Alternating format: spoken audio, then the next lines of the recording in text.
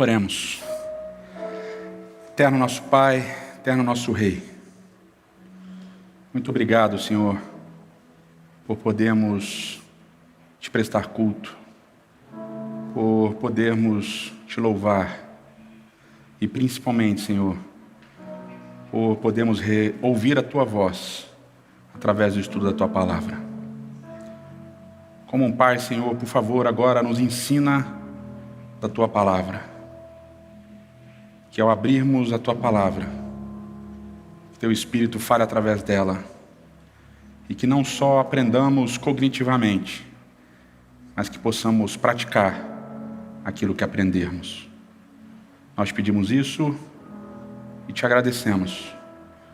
No nome de Cristo Jesus, o Cordeiro de Deus que tira o pecado do mundo. Amém. Bom dia, bom sábado. É muito bom ter a sua companhia nos assistindo hoje.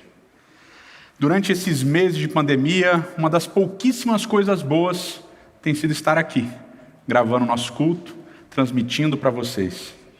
Todos aqui nós estamos extremamente ansiosos para voltarmos a fazermos o culto com todos vocês presentes, nossos amigos queridos, mas a gente não quer apressar nada. Nós estamos de olho nos efeitos da reabertura das coisas nas últimas semanas, e a gente está preparando o nosso protocolo de retorno. Eu sei que muitos de vocês ficam um pouco ansiosos para a gente voltar logo, afinal já está um monte de coisa reabrindo, várias igrejas já voltaram com seus serviços, mas a gente aqui gosta de fazer tudo com planejamento, com tranquilidade, e a gente realmente não quer correr nenhum risco desnecessário. No nosso protocolo de retorno, a gente vai voltar os nossos cultos provavelmente em setembro, cultos presenciais.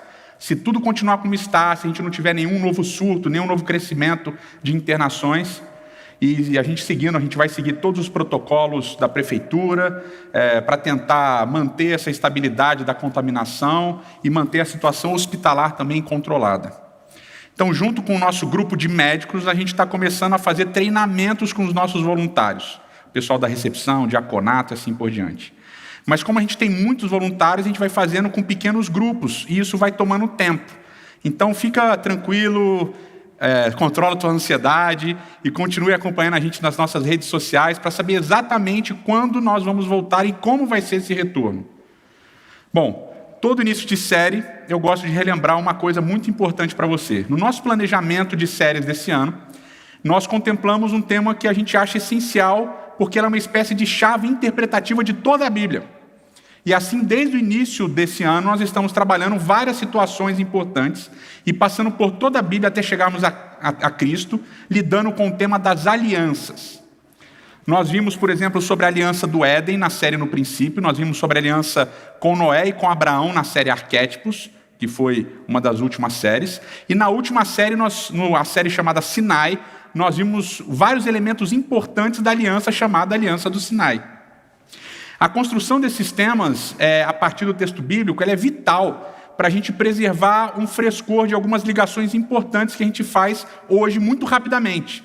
E é também importante para a gente entender como os temas vão se desenvolvendo na história bíblica, na narrativa bíblica. Porque isso vai ajudar a gente a perceber nuances, perspectivas mais profundas e, ao mesmo tempo, quem sabe até inovadoras para você que estudou e que estuda a Bíblia há muito tempo. Por exemplo, na série que terminou, a gente viu como no início do livro de Êxodo, a gente relaciona com várias partes do livro de Gênesis, principalmente no tocante às profecias que Deus deu a Abraão, lá em Gênesis capítulo 15. E isso muita gente não lembrava ou não tinha percebido quando lia. Nós também vimos como a libertação do povo de Israel ele segue um crescendo. Nós temos o nascimento de Moisés, o seu chamado, as pragas, o mar vermelho, a água da rocha, o maná, até culminar na manifestação gigante de Deus no Sinai, quando os mandamentos então são dados. E a série Sinai terminou semana passada, mostrando como há um paralelo entre a aliança do Sinai e as alianças suzerana e vassala dos hititas, um povo que vivia na região do Antigo Oriente Médio. Como eu gosto de falar e sempre falava para meus alunos, quando se faz literatura comparada ou religião comparada, as semelhanças entre as coisas são sempre importantes, óbvio, mas as diferenças também são muito importantes. E esse movimento de você buscar as semelhanças e as diferenças é o que faz a gente compreender melhor e mais profundamente a Bíblia. Por exemplo, voltem e assistam o segundo sermão da série No Princípio, sobre o sábado bíblico, para você ver as semelhanças com o sábado babilônico e também as diferenças com o sábado babilônico. E hoje, ao começarmos essa nova série, é muito importante entender o que rolou até aqui, tudo que a gente foi falando até aqui, para a gente entender o que a gente vai começar a falar nessa série de 4 episódios, chamada No Meio Deles. Essa nova série é sobre santuário, e ela vai ajudar a gente a entender um dos temas mais importantes de toda a Bíblia hebraica ou do Antigo Testamento. E esse tema que tem uma importância altíssima para a compreensão de diversas passagens do Antigo Testamento e do ministério de Jesus. Então vamos começar estudando com o verso-chave sobre o santuário, que está lá em Êxodo, capítulo 25, no verso 8, onde a gente lê assim: E farão para mim um santuário, e habitarei no meio deles. Esse verso ele contém as ideias mais importantes sobre o santuário. Mas antes da gente explorar essas ideias, a gente vai retomar um pouquinho do contexto para você entender melhor algumas implicações dessa frase, e me farão um santuário. Como a gente viu semana passada com o pastor Luciano, há uma série de similaridades entre as alianças hititas e a aliança do Sinai na Bíblia. Como foi visto, há uma estrutura semelhante que se repete. Nos tratados hititas, a gente tem os seguintes elementos: titulatário, que é o indivíduo apresentando quem ele é. Depois a gente tem um prólogo histórico, que é o indivíduo contando alguma história dos povos que os povos têm em comum, né? Os dois povos que estão fazendo aliança. Depois nós temos as estipulações, que são as leis que o rei mais fraco, o rei que tem menos exército, que tem menos posses, vai ter que cumprir para agradar o rei mais forte. Depois nós temos as bênçãos e maldições. As bênçãos e as maldições têm a ver com a obediência dessas estipulações. E é um dos temas que a gente vai tratar aqui na nossa série sobre o santuário. Depois nós temos a lista de testemunhas, que geralmente são os deuses ou elementos da natureza, que são invocados para que essa aliança seja preservada. E a gente tem as instruções sobre leitura e depósito do documento, ou seja, onde é que você vai guardar esse documento da aliança, como você vai ler esse documento da aliança e assim por diante. Todos esses elementos, como foi visto, eles também se repetem na Bíblia com algumas nuances muito importantes. Ao fazer o tratado, suzerano, que era o rei forte, o rei poderoso, com o exército numeroso, ele impunha ao vassalo uma série de estipulações. E ao vassalo cabia simplesmente obedecer. Se não houvesse obediência, haveria maldição. Por exemplo, uma aliança do 14º século, antes da Era Comum, entre o rei hitita, e anotem esse nome, que é um nome muito legal, é o nome Supililiuama. Supililiuama primeiro, porque vão ter outros depois, né? Você imagina. E o rei Mitanni, chamado Shatiwasa. Essa aliança entre os dois traz uma série de maldições muito curiosas. Eu sempre gostava de ler isso para os meus alunos, eu vou ler aqui para vocês hoje.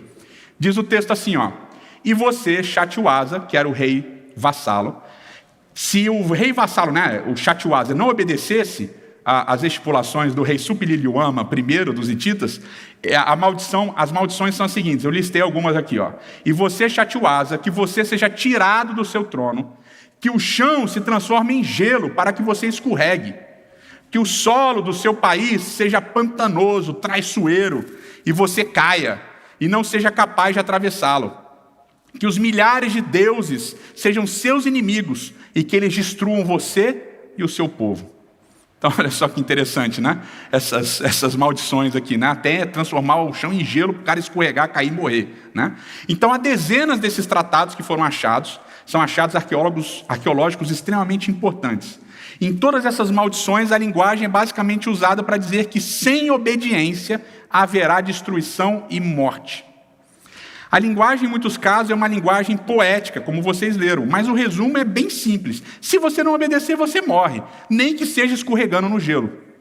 Então, Deus demonstra que Ele é o que propõe a aliança, e depois de mostrar diretamente o seu poder, Ele relembra, em Êxodo capítulo 20, verso 2, que Ele é o libertador. E aí ele expõe todas as suas estipulações, as suas leis, que estão lá em Êxodo 20 e vão até o final do capítulo 23. Para então, no capítulo 24, como a gente viu semana passada, Deus e o povo selarem uma aliança. Essa aliança, esse selamento da aliança, ele segue um ritual muito típico. Na verdade, 2 partes muito típicas. Eles usam sangue de animais para confirmar essa aliança. Basicamente dizendo o seguinte: se trata de uma aliança de vida e morte. O sangue para o selamento da aliança demonstrava que havia um pacto forte, não era uma coisa simples. Havia um pacto sério que envolvia a vida e a morte de seus participantes.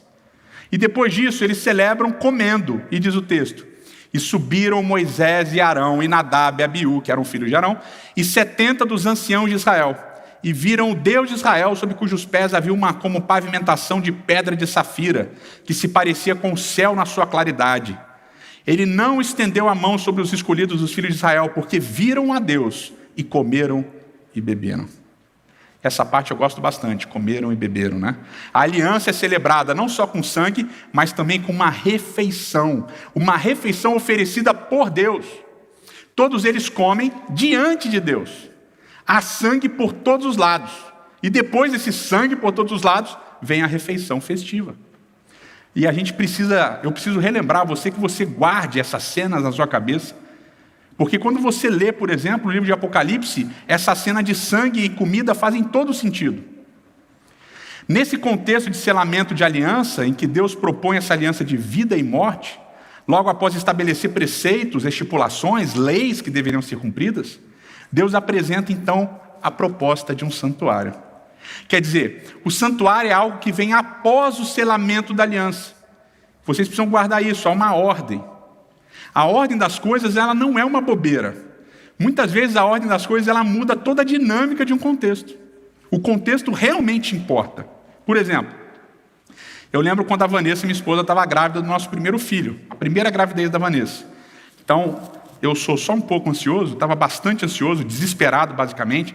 Comprei um monte de livro, estava lendo um monte de coisa sobre gravidez, etc e tal, focados, né? Eu e a Vanessa, a gente estava focado no parto normal, humanizado, aquele negócio todo que vocês conhecem. Aí o nosso obstetra, um indivíduo muito sábio, tentava acalmar a gente, sempre dizendo: olha, o melhor parto é aquele que é melhor para o filho, para a mãe, para o bebê e para a mãe e tal. E aí no nosso aniversário de casamento, lá no mês de janeiro, eu e a Vanessa, a gente levei a patroa, né, para aquele jantar especial. Ela já estava com 39 semanas e um pouquinho, e ela teve as primeiras contrações, aquelas contrações falsas que tem um nome que eu esqueci. A gente correu para o hospital, chegamos lá, o doutor Alexandre, a gente ligou para ele, que era o nosso médico, o obstetra da Vanessa, explicou para a gente calmamente a ordem das coisas enquanto a ordem das coisas para o parto normal acontecer. A criança tinha que estar encaixada, tinha que ter dilatação. Enquanto não houvesse dilatação, a criança estivesse encaixada e tal, não haveria parto normal. Bom, alguns dias depois, quando a Vanessa completou as 40 semanas, ela não teve nenhuma dilatação. A gente conversou, continuamos esperando e não teve dilatação, e acabou que nós optamos pelo parto cesariano. Nesse caso, a ordem das coisas era extremamente importante e essencial para que elas acontecessem da maneira apropriada. Outra coisa que a ordem é importante, e as pessoas vivem esquecendo isso, é a ordem de casamento, né? A ordem de casamento tem todo um sistema, né? No casamento, tanto no judaico quanto no cristão e tal, mas especificamente no cristão, a noiva entra com o pai, o noivo recebe, cumprimenta o pai e leva a noiva até o altar. Mas tem alguns noivos que são muito apressados e já querem beijar a noiva nessa hora, mas não é para beijar ainda. E eu sempre tenho que ficar repetindo: pessoal, beija só depois que eu falar que pode beijar a noiva, porque tem um processo, tem uma ordem em que as coisas têm que acontecer.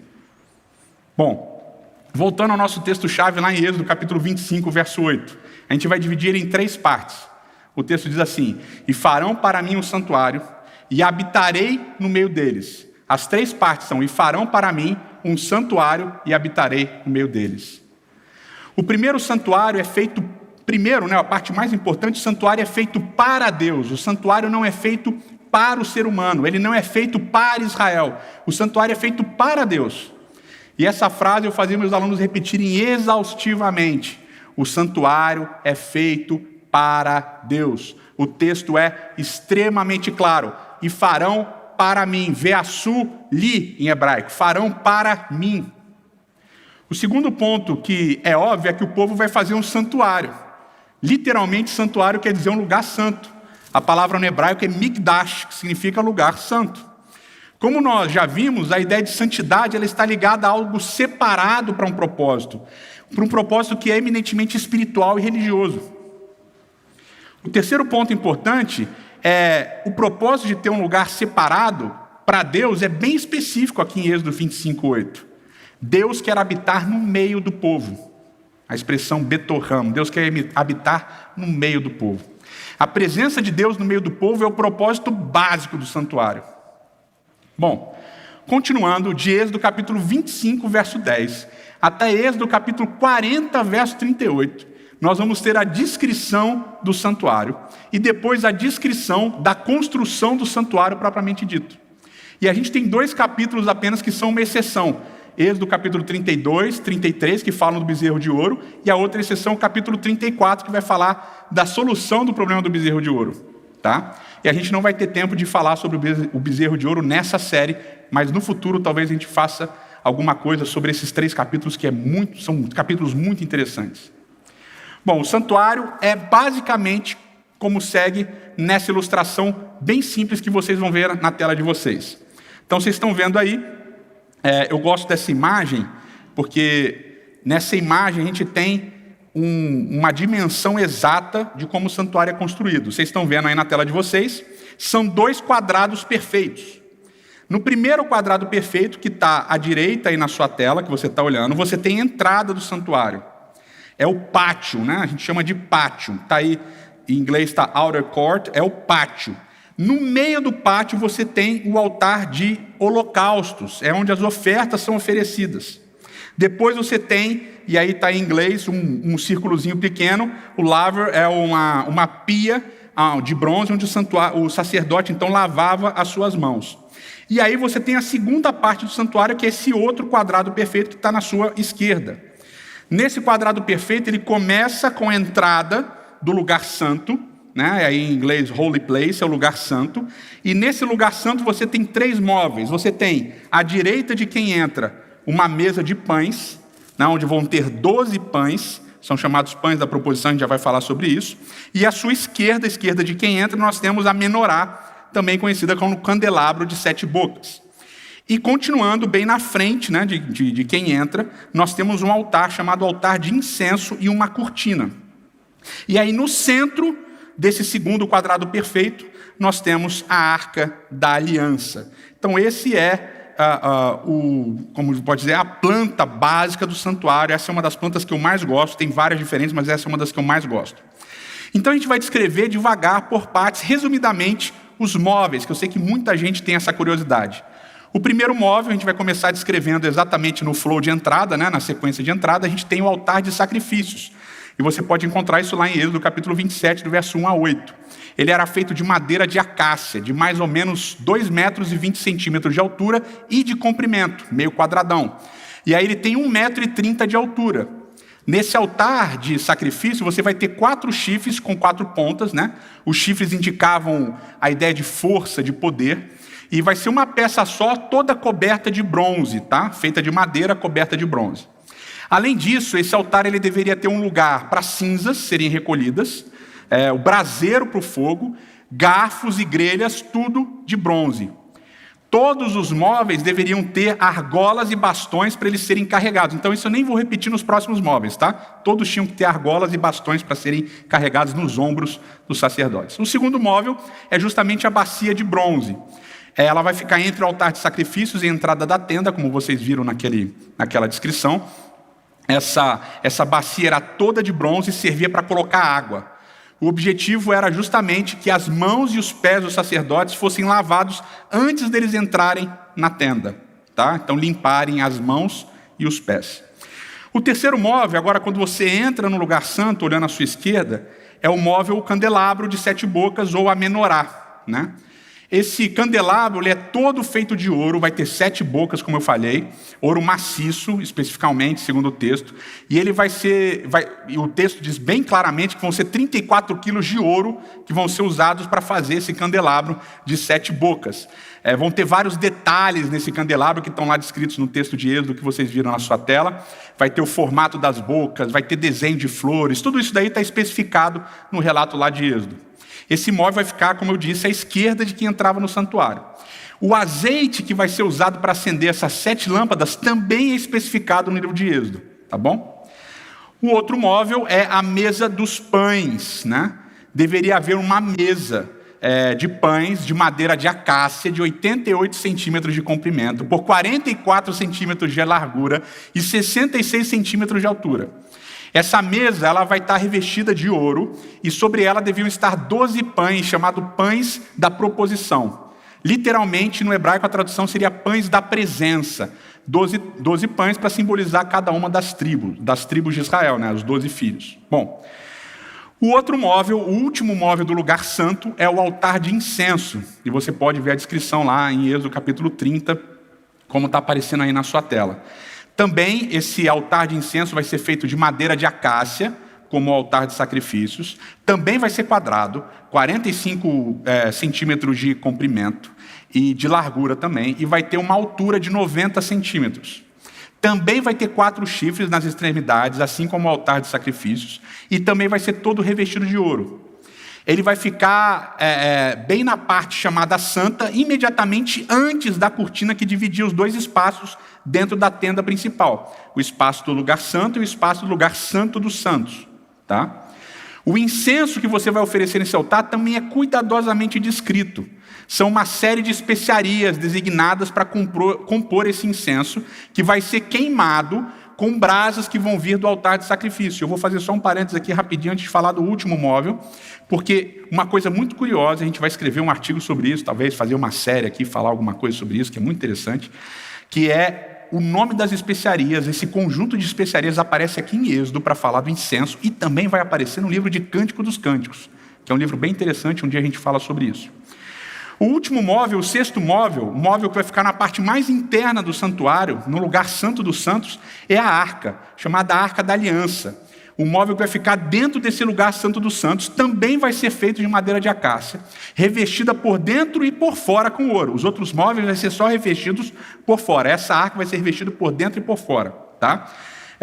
Ela vai ter 1,10 m de comprimento, 66 centímetros de largura e 66 centímetros de altura. Como todos os móveis, ela também vai ser carregada, então vai ter também as argolas e os bastões para carregar. E em cima dessa arca a gente tem a 7ª parte do santuário. Tinha que ter 7, né? Esse é um negócio interessante. A 7ª parte dos móveis do santuário é a cobertura, no hebraico kaporet, é o propiciatório, é aquilo que vai cobrir a arca, é como se fosse uma tampa. Essa cobertura ela vai ser colocada exatamente em cima da arca como uma tampa, vai ser toda de ouro puro. Vai ter 1,10 m de comprimento e 66 centímetros de largura, justamente para encaixar sobre a arca e fechar a arca. Além disso, nessa cobertura você vai ter 2 esculturas de ouro. Vão ser esculturas de ouro puro, sem mistura, sem nada. Vão ser 2 querubins. Né? Querubim vem da palavra queruv, que significa cobrir. Tá? Um querubim, né? um desses desenhos de um anjo cobridor, de frente para o outro, com asas cobrindo a cobertura. Diz o texto que ali, nesse meio, nessa distância entre um querubim de um lado e um querubim do outro, que estavam com as asas cobrindo, é que Deus iria se manifestar e falar com o sumo sacerdote. Dentro da arca vai estar a pedra, né, as 2 pedras dos mandamentos, vai estar os testemunhos que Deus daria, as 10 palavras da aliança entre Deus e Israel, e sobre esse documento, a cobertura, onde Deus se manifestaria visivelmente, ele falaria com o sumo sacerdote. Em cima do caporet, então só reproduzindo, em cima da cobertura, um querubim de um lado, um querubim do outro, sobre a arca da aliança em que estavam os 10 mandamentos, e nesse meio, entre os 2 querubins, sobre os 10 mandamentos, Deus falaria. Nós também encontramos em Êxodo uma série de informações sobre o santuário. A cortina que vai dividir o Santo dos Santos, as cortinas da entrada da tenda, da entrada do santuário, também vão ter especificações sobre a cobertura da tenda, que vão ser diversas camadas de pelos, de animais, assim por diante. A gente também encontra especificações sobre a cerca em volta do santuário. Deus também dá instruções sobre quem vai trabalhar nesse santuário. Arão, o irmão de Moisés, e os filhos de Arão vão fazer o serviço dentro do santuário, o serviço interno. E o restante dos filhos de Levi, Levi era um dos filhos de Jacó, eles vão trabalhar em todo o resto do santuário, carregando, limpando e assim por diante. Essa é a divisão principal do serviço do santuário. Ok? Continuando. As roupas dos sacerdotes também vão ser descritas em Êxodo. E vai ter uma diferenciação entre as roupas. Há o chefe dos sacerdotes, que vai ser chamado de sumo sacerdote, e há os outros sacerdotes. Esse sumo sacerdote ele vai usar uma roupa diferente de todos os outros sacerdotes. Uma túnica, uma estola sacerdotal, sinetes que vão estar pendurados nessa estola, um peitoral com 12 pedras preciosas. Em cada uma dessas pedras vai estar escrito o nome das tribos de Israel. Obviamente eu estou resumindo tudo aqui bem rápido, né? Porque a gente precisa avançar para entender o serviço que acontecia dentro do santuário. Basicamente, todos os dias um cordeiro de 2 anos seria oferecido de manhã e um cordeiro de 2 anos seria oferecido à tarde.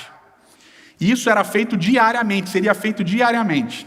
2 sacrifícios diários de 2 cordeiros de 2 anos. Os 2 sacrifícios serão totalmente queimados e o sacerdote então entraria para ajustar o candelabro, as luzes, né, que ficavam dentro do santuário, para oferecer incenso diante da cortina que divide o santo do santo dos santos. Esse momento desses 2 sacrifícios, um de manhã e um à tarde, seria importante? É importante? O que vai acontecer? Qual a importância desses 2 sacrifícios? São os primeiros a serem descritos. Vamos ver junto comigo o texto que a gente lê lá em Êxodo. Diz assim, ó: este será o holocausto contínuo, oferecido de geração em geração, à porta da tenda do encontro, diante do Senhor, onde me encontrarei com vocês, para falar com você ali. Ali virei aos filhos de Israel, para que por minha glória sejam santificados. Basicamente, o texto diz que Deus se encontraria com o povo através da sua presença, que depois do período bíblico se convencionou chamar de Shekinah, que foi uma das músicas então que a gente cantou hoje. Esse Shekinah é um substantivo que vem do verbo sakan, que é o verbo usado em Êxodo capítulo 25, verso 8, para falar que Deus habitaria no meio do povo. Então, diariamente, a glória de Deus se manifestaria de manhã e à tarde, durante a execução do serviço. Esse serviço diário. Aí então, continuando a parte do serviço do santuário, nos primeiros 7 capítulos do livro de Levítico, uma série de sacrifícios são descritos, contendo situações das mais diversas. São sacrifícios diferentes desses 2 sacrifícios gerais que a gente falou, que a gente acabou de falar. Por exemplo, há sacrifícios até para o pecado da extorsão. Há sacrifício para o pecado cometido pelos sacerdotes, há sacrifício para o pecado cometido sem querer, há sacrifício, por exemplo, para agradecer por alguma coisa, alguma bênção grande que você ganhou e assim por diante. Há diferentes tipos de sacrifícios, por exemplo, se a pessoa era pobre, não precisava ser um cordeiro, podia ser um novilho, podia ser uma ave e assim por diante. De qualquer maneira, Levítico 1:7 apresenta todo o regulamento para todos os tipos de sacrifícios. E o resto do livro de Levítico vai regulamentar uma série de coisas relativas ao santuário também. A gente tem um slide aqui para tentar resumir todo esse serviço do santuário. Vamos ver aqui como é que a gente coloca, acho que na tela vocês já estão vendo esse quadro. Olha aí, ó. Nós temos o sacrifício, está aí o texto na coluna da esquerda, depois vocês têm o tipo de sacrifício, o tipo de oferta, o sangue, onde é que o sangue vai ser colocado. Todo o sangue era tirado do animal, então muitas vezes, dependendo do sacrifício, o sangue era jogado do lado do altar, outras vezes o sangue era jogado nos chifres do altar, algumas vezes a carne do sacrifício era consumida, obviamente quando aí no sacrifício do holocausto, diz que a carne era para Yahweh, não significa que Deus vem comer a carne, significa que a carne era toda para Deus, ou seja, ninguém podia comer. Tá? E na coluna da direita você tem o significado básico de todos esses tipos de sacrifício. Isso daqui é muito interessante para a gente entender uma série de coisas do ritual do santuário. Então vocês podem olhar aí, ver todos os tipos de sacrifício, como é que acontecia, o tipo de oferta que era dado, o sangue, a carne, o significado básico e assim por diante. Se vocês quiserem aí, vocês entram nas nossas redes sociais e peçam essa tabelinha aí. Essa tabelinha é bem interessante. Bom, por que tudo isso? O segundo propósito do santuário, o primeiro propósito é a presença de Deus, o segundo propósito era lidar exatamente com o problema do pecado e prover um espaço para o reconhecimento de Deus como rei. Se vocês lembrarem da série No Princípio, a gente fala um pouquinho do santuário, como o santuário é o local do trono de Deus. A gente falou sobre isso de leve lá naquela série, no princípio, e a gente vai falar um pouquinho melhor sobre isso na semana que vem. Agora é importante a gente entender que, ao povo entrar em aliança com Deus, havia uma série de estipulações que eles deveriam cumprir, que eles deveriam seguir. Havia o propósito deles serem santos, separados, de assumirem uma missão original, de assumirem ou reassumirem a missão original, de serem sacerdotes e reis, de serem um reino de sacerdotes, de serem testemunhas de quem Deus é. Mas, ao entrar em aliança, se houvesse transgressão, se houvesse desvio da aliança, se houvesse desvio das estipulações, se houvesse desvio do acordo, Deus então, através do santuário, provê a solução. O santuário seria a provisão de Deus, a solução de Deus, para caso houvesse um problema com o cumprimento das estipulações. Assim sendo, o santuário era o lugar onde Deus resolvia o problema do pecado e da transgressão da lei. Se há pecado, há transgressão da lei. E se há transgressão da lei, há quebra da aliança. E se há quebra da aliança, há morte. E talvez Paulo expresse isso de maneira mais clara possível. Diz o texto assim: porque o salário do pecado é a morte. A continuação do verso é tipo um spoiler das séries que a gente vai fazer ainda. Inclusive de um próximo sermão da série no meio deles aqui sobre o santuário. Por isso que eu vou usar só essa parte agora. Agora, a dinâmica do santuário envolve, entre outras coisas, uma vitória parcial sobre a morte. O transgressor da lei não morre, mas há um sacrifício feito no seu lugar. Onde há pecado, há morte. O santuário e todo o serviço do santuário vão apontar para o ministério de Jesus, para o ministério completo de Jesus, conforme nos fala o livro de Hebreus. Ele é a solução para o pecado e para a morte. Mas voltando aqui, se houve pecado, ao invés de haver morte, haveria sacrifício e intercessão no santuário. Portanto, queridos, vocês precisam entender isso. O santuário era o lugar de perdão e de expiação. Você levava o seu pecado e colocava aquele pecado sobre o animal. E então o sangue desse animal, mais a intercessão do sacerdote por você, trazia para você perdão. E aí então a glória de Deus se manifestava diariamente sobre o santuário. Depois de terminado tudo, depois de todas as regulamentações, de todas as leis, o santuário é então inaugurado. Todos estão reunidos, os sacerdotes foram consagrados, Moisés unge os sacerdotes. Então eles começam o serviço do santuário com todo o povo assistindo. Está lá no livro de Levítico. E ao saírem Moisés e Arão da tenda do encontro, do lugar santo, depois de terem intercedido pelo povo, eles abençoam o povo. E diz o texto assim, e a glória do Senhor apareceu a todo o povo. E eis que saindo fogo de diante do Senhor, consumiu o holocausto e a gordura sobre o altar. Quando todo o povo viu isto, deu gritos de alegria e se prostrou com o rosto em terra. O santuário era a manifestação visível de Deus. Manifestação visível de que Deus trazia perdão e salvação para aqueles que transgredissem a lei da aliança. O santuário, portanto, como diz o texto, era motivo de alegria, motivo de regozijo. Quando eu casei, faz bastante tempo, eu e a Vanessa já temos 19 anos de casamento, quase chegando a 20. A Vanessa tocou a música, né? A música Marcha Nupcial, lá em Botafogo, no Rio de Janeiro. A Vanessa carioca. Eu lembro que eu estava já esperando ela no altar lá, né? na frente da igreja. E ela veio entrando e de repente ela começou a chorar. Chorou. E aí eu fui lá, cumprimentei o pai dela, não beijei a noiva, peguei ela pela mão, levei ela até o altar.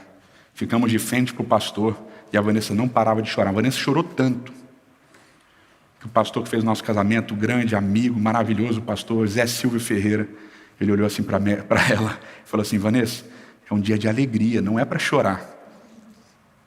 A coitada, ela sabia no que ela estava entrando. Mas ao povo ver o santuário, ver a inauguração do santuário, eles ficaram alegres e regozijaram, porque eles entenderam o que estava acontecendo ali.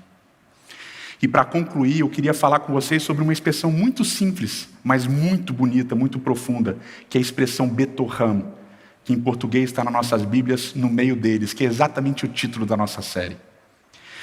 De acordo com a divisão do povo de Israel, que vai ser apresentada nos primeiros capítulos do livro de Números, o acampamento de Israel seria organizado em torno do santuário, conforme a imagem que vocês vão ver agora na tela de vocês.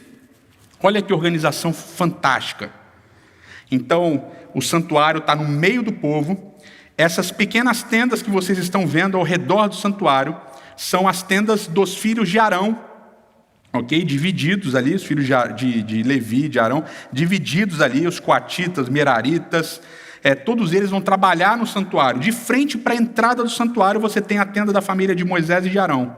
E aí em volta, então, você vai ter as 12 tribos organizadas. Como a tribo de Levi acampava ao redor do santuário, então os filhos de José, Efraim e Manassés, se tornam tribos de Israel. Então vão ter 3 tribos em cada lado, em cada canto do santuário. Olha que organização maravilhosa, super organizada. Deus é um Deus de ordem, não é um Deus de bagunça, de caos, né? Literalmente, o santuário ficava no meio do povo, no centro do acampamento.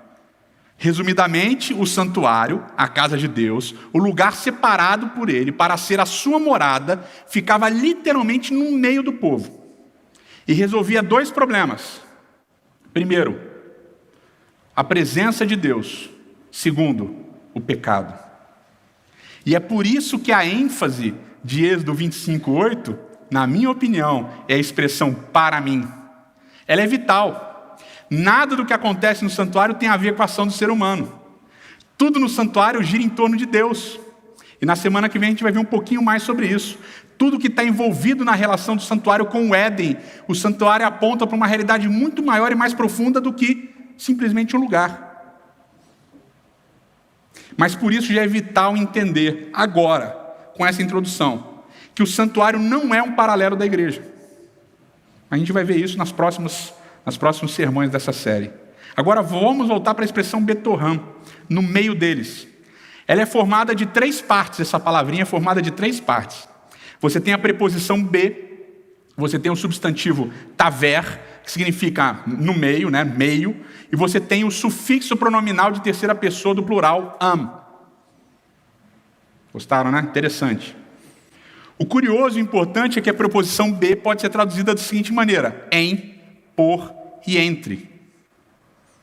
E todas essas traduções representam exatamente o que está acontecendo com Israel através do santuário. Deus habita entre eles. É a mais óbvia. A presença de Deus está ali no meio, eles estão vendo, Deus está entre eles. Inclusive, olhando para o slide que a gente acabou de ver, a gente consegue entender que Deus habitava ali, realmente entre eles, no meio deles. Segundo, Deus habita em eles, quer dizer, Deus habita dentro deles. Essa ideia vai ser explorada por Jesus e depois por Paulo no Novo Testamento.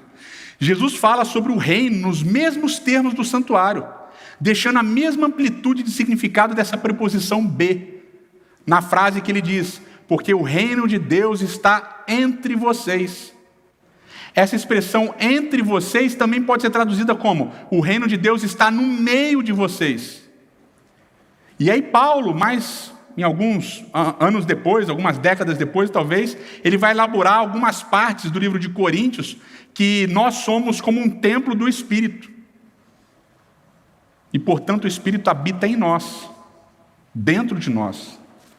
Mas para mim a principal mensagem do santuário é uma das possibilidades da tradução da preposição be, que é por.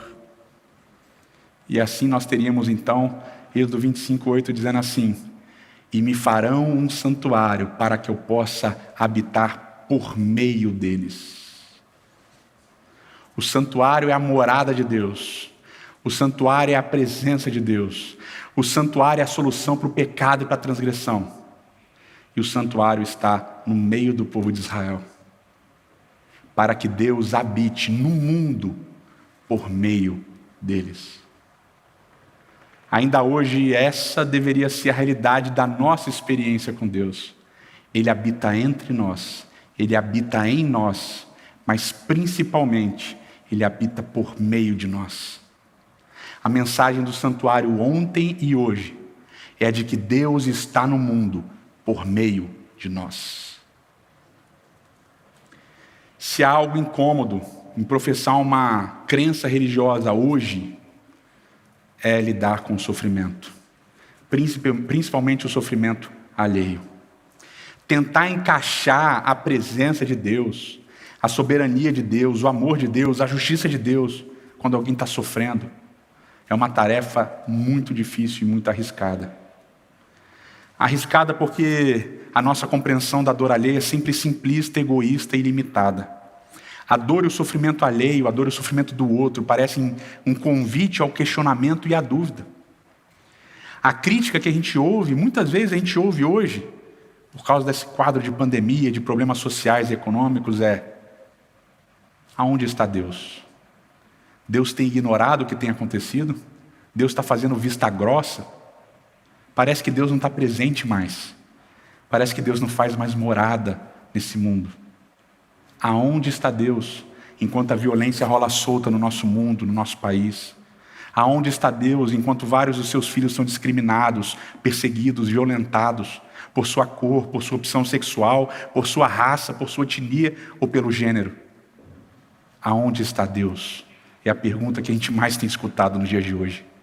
Será que Deus está presente? E a resposta é sim, Ele está. O santuário é a resposta. A resposta é no meio deles. A resposta é principalmente por meio deles. Um midrash, uma interpretação judaica muito antiga, diz o seguinte: quando vocês forem minhas testemunhas, então eu sou Deus. Quando a realidade de que você merecia a morte, mas Deus proveu a solução para o seu pecado através do conceito do santuário, realmente impactar a sua vida, então você não só entenderá a presença de Deus em você, mas você viverá na certeza e na convicção de que Ele pode, Ele quer viver através de você. Assim como nós estamos, vamos orar. Eterno nosso Pai e nosso Rei, quantas incertezas a gente vive, quantas violências a gente tem experimentado, quanta dor a gente tem visto no mundo. Mortes, mortes e mortes em todo lugar. E Senhor, muitas vezes a gente estuda um tema como esse, da Bíblia, santuário, a gente fica: para que serve isso daqui? E, Senhor, serve para dar propósito para a nossa existência. Em meio a todo o caos que a gente tem experimentado, em meio a todo o preconceito, violência e discriminação, as pessoas perguntam: onde está Deus? E a resposta é santuário. A resposta é: Deus está habitando aqui, Deus está presente aqui, por meio de nós. Porque se nós entendermos que o salário do pecado é a morte, nós também entendemos que o dom gratuito de Deus é a vida eterna através de Cristo Jesus. Porque Ele é o Cordeiro, Ele é o sacerdote, Ele intercede por nós e nos traz perdão dos nossos pecados. E ao recebermos esse perdão, Senhor, não há como continuarmos sendo iguais. Porque se o Senhor faz morada em nós, o Senhor precisa ser morada também através de nós. Porque se o Senhor está presente em nós através do Espírito, do sacrifício de Cristo que nos redimiu, o Senhor precisa estar presente através de nós, junto àqueles que sofrem, junto àqueles que estão sozinhos, junto àqueles menos privilegiados. Que a Tua presença, Senhor, não seja em nós apenas, mas que seja principalmente através de nós. Que a realidade do santuário não seja parcial na nossa vida. Que a realidade do santuário seja completa e plena. Porque ao sermos transformados, que possamos ser instrumentos de transformação. É o que nós te pedimos em nome de Cristo. Amém.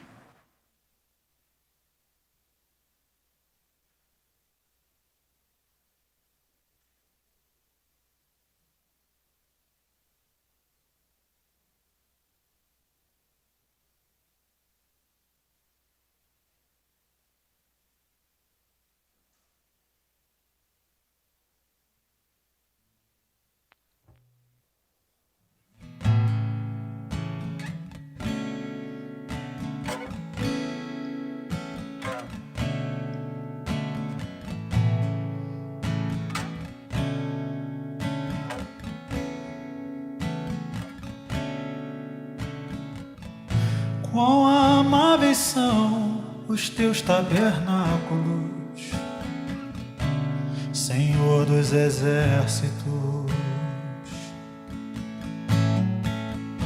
A minha alma suspira e desfalece pelos teus átrios. O pardal encontrou casa e a andorinha ninho para si. Eu encontrei teus altares, Senhor, Rei meu e Deus meu. Eu encontrei teus altares, Senhor, Rei meu e Deus meu.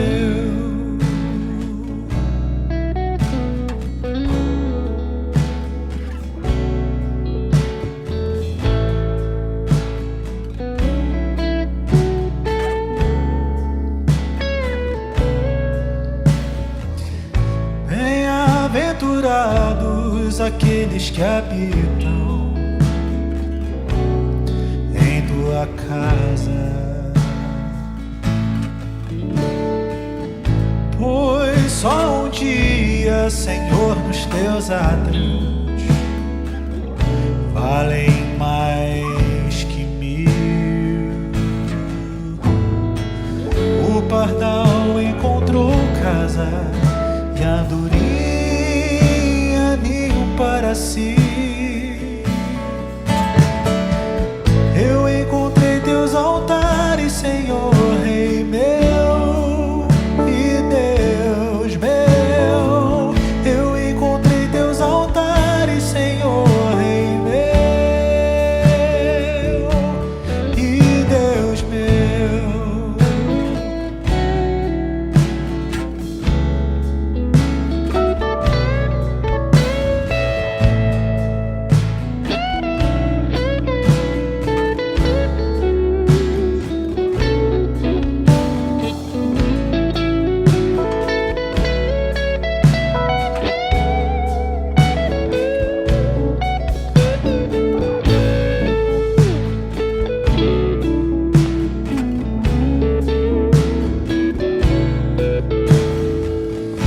Pois o Senhor é sol e escudo, da graça e glória. Não negará bem algum aos que vivem corretamente. O pardal encontrou casa e a andorinha ninho para si. Eu encontrei teus altares, Senhor, Rei meu e Deus meu. Eu encontrei teus altares, Senhor, Rei meu e Deus meu.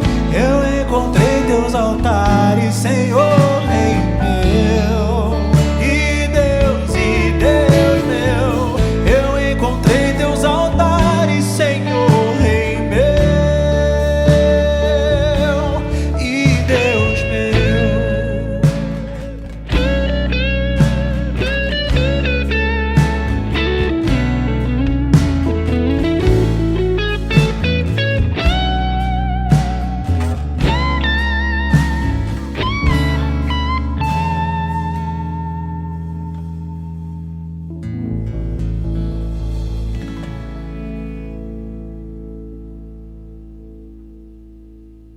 Oremos. Que o Senhor te abençoe e te guarde. Que o Senhor faça brilhar o seu rosto sobre ti e tenha misericórdia de ti. Que o Senhor sobre ti levante o seu rosto e te dê a paz. Muito obrigado por ter ficado conosco durante o nosso culto. Não saia daí, nós temos agora o Conviva, convidados muito especiais discutindo o tema do testemunho, né? Como testemunhar, como a bênção do testemunho. Continue com a gente. Se você precisar de qualquer coisa, tiver qualquer pergunta, por favor, entre nas nossas redes sociais e vem para a gente. A gente vai ter prazer de te responder e orar por você se você tiver algum pedido especial também. Essa Nova Semente é uma experiência real com Deus.